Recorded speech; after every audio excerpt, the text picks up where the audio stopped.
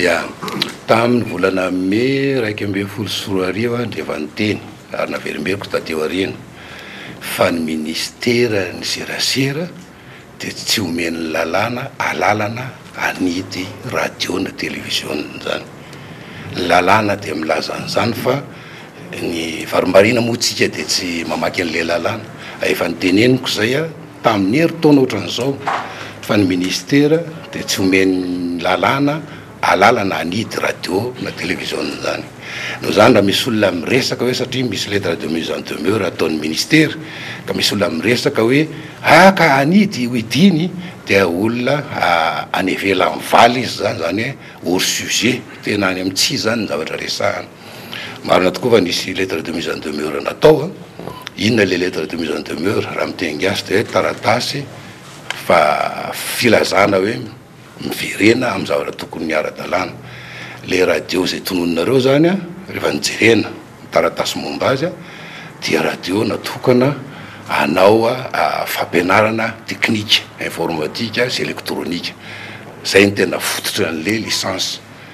Le tompony nangataka an'izany dia ny fanjakana tamin'ny fotoanandro tamin'ny taona 2024 no namea an'izany. Tsy niova zany licence zany hatramin'izay ka hatramin'izao fa mbola izay foana ihany.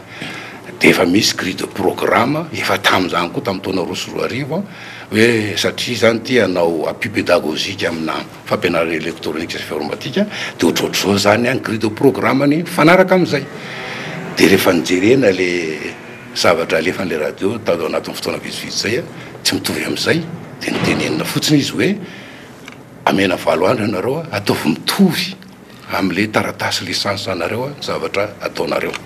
Tsisy resaka tsy arak'izay voaraza zany, tsisy resaka hoe émission zany, tsy zany, tsisy resaka an'izany fa hoe misy grille de programme officialy eo zay le tompony tany aloha no nangataka an'io dia neken'ny fanjakana voasoratra ao anatin'le licence dia arao i grille de programme io. Zay ny zavatra natao. Dia tsy nanaraka moa zany reo satria tapitra omaly izy iny dia mbola tsy mila ntanin'ny mpanao gazety ny ministra akory hoe inona no atao satria ny lalàna ihany no miteny hoe rehefa tsy manaraka le olona dia zao no nataon'ny ministera. Ny lalàna ihany milaza an'izay. Inona le zavatra atao io? Efa vita zany ny anjaran'ny mpanatanteraka nanao an'iny lettre de mise en demeure iny dia mba anjara ny tribunal administratif indray zao no miditra tsehatra fa andraikin'izany zay voalaza ny lalàna. Ny tribunal administratif indray zany zao ny hijery tribunal administratif no hijery an'io dossier io dia mamin'ny séparation de pouvoir ny fanajantsika ny fahefanisa tokony araka ny lalam-panorenana dia angamba ny heverina fa tsisy tokony resahan'ny ministera tsony rehefa tafiditra any amin'ny tribunal administratif le dossier fa avelantsika mba hanany indépendance-ny sy ny maizy azy le tribunal satria zay ny voalaza lalam-panorenana amina séparation de pouvoir. Ka raha misy miteny idina sy ny rehetrarehetra dia ohatrany filazalazana zavatra entina anaterana olona fotsiny satria zavatra efa hatrany am-boalohany efa hatramin'ny herintaona raha mahakely ny lalàna dia malala fa ny ministera serasera zany tsy manidy radio na télé.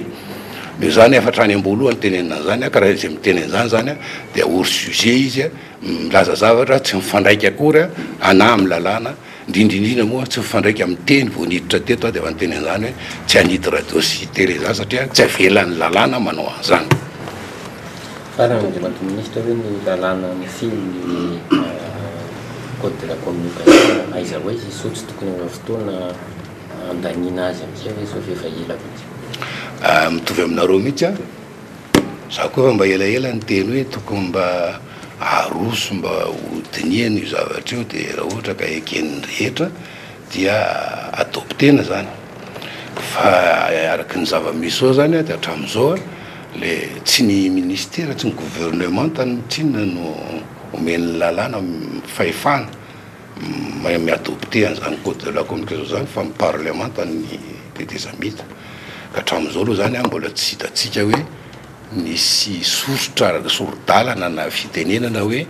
tokony ho alefa amin'izay le code de la communication ho lanina eo anivon'ny parlement. Na zany na zany eto anivon'ny ministera dia efa miteny aminareo fa vita efa hatramin'ny ela io volavolan-dalàna momba ny code de la communication io. Ny sisa tavela sisa ty le serasera vaovao ty ty le hoe presse online ty io moa zany na ny any ivelany na ny aty amitsika mazava ho azy zany samy mbola sahirana aminazy io satria zavatra vaovao izy io de mila koa zany fepetra mazava tsara ny miresir azy zay am'teny français zany hoe mitantana azy zay zany zavatra tavela fa le avant projet de code de la communication amin'ny akapobeany zany de efa vita tsara ato miandry an'izay fitenenana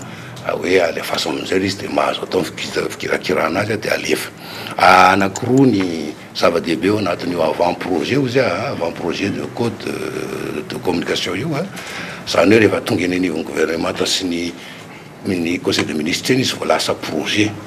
anakiroa ny tena zava-vaventy tamin'izy io zay nitenenina tamin'ireny délégation ny firenena mikambana teo reny voalohany de misy an'le hoe dépénalisation de délit de presse dikan'izay am'teny gasy de raha lany io zavatra io de tsisy tsony ny fanagatra sasy-gatra ho an'ny mpanao gazety manao raha tsy mety zany eo amin'ny asa zay ataony tsisy sasy-gatra fa sasy lamandy ny lamandy indray de efa teneniko aminareo somary entsakentsana ihany zay zany mba ataontsika hoe responsabilisena an'le organe de presse